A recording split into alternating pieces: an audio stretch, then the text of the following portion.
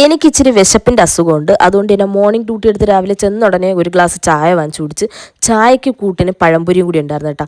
അമ്പോ കിട്ടില്ല പഴംപൊരിയായിരുന്നു. കിട്ടില്ലോ എന്ന് വെച്ച് കഴിഞ്ഞാൽ നല്ല പഴുത്ത പഴം വെച്ചിട്ട് പഴംപൊരി ഉണ്ടാക്കില്ല, പഴംപൊരിയല്ല നമ്മുടെ ഇവിടെ വാഴയ്ക്കപ്പം നല്ല കിടിലൻ ടേസ്റ്റായിരുന്നു കേട്ടോ. പിന്നെ ഇഡ്ഡലി എനിക്ക് കഴിക്കാൻ ഇഷ്ടമില്ലാത്ത ഇഡ്ഡലി ഞാൻ എന്തിനാണെന്ന് അറിഞ്ഞുകൂടാ കടയിൽ നിന്ന് വാങ്ങിച്ചതാണ്, ഓർഡർ ചെയ്തതായിരുന്നു കേട്ടോ. നമ്മുടെ പാലസ് ഹോട്ടലിൽ നിന്ന് ഓർഡർ ചെയ്തതാണ്. അപ്പോഴത്തേക്കും വന്നത് ഇഡ്ഡലിയായിരുന്നു, കിടിലൻ ടേസ്റ്റായിരുന്നു. ഇഡ്ഡലി മാത്രം ഞാൻ കുറേ ചുമ്മാ കഴിച്ച്. പിന്നെ ഞാൻ വീട്ടിൽ നിന്ന് കൊണ്ടുപോയ ബന്നും ന്യൂട്ടല്ലയല്ല മറ്റേ ചോക്ലേറ്റിൻ്റെ ഇതാണ് കേട്ടോ. ഉച്ചയ്ക്ക് ഞാൻ ലാബിൽ നിന്ന് ഇറങ്ങിയപ്പോഴേ അമ്മയുടെ അടുത്ത് ചോദിച്ചു, അമ്മ കറി എന്താണ്? അപ്പം പറഞ്ഞു നിനക്ക് ഇഷ്ടപ്പെട്ട കറിയാണെന്ന്. അതെ, പയറെലിശ്ശേരി. ഇതെൻ്റെ ഭയങ്കര ഫേവറേറ്റ് ആണ്. പിന്നെ ഈ കറികൾ മണത്ത് നോക്കുന്നത് എന്തെന്ന് വെച്ചാൽ മണം എനിക്ക് ഭയങ്കര ഇമ്പോർട്ടൻ്റ്. മണം ഉണ്ടെങ്കിൽ എനിക്കൊരു ഫുഡ് കഴിക്കാൻ ഭയങ്കര താല്പര്യം വരുള്ളൂ. അങ്ങനെ മണത്തിന് വേണ്ടിയിട്ടാണ് ഞാൻ ഇങ്ങനെ മണപ്പിച്ച് നോക്കണത്, കഴിക്കാൻ വേണ്ടിയിട്ടാണ് മണപ്പിച്ച് നോക്കണത് കേട്ടോ.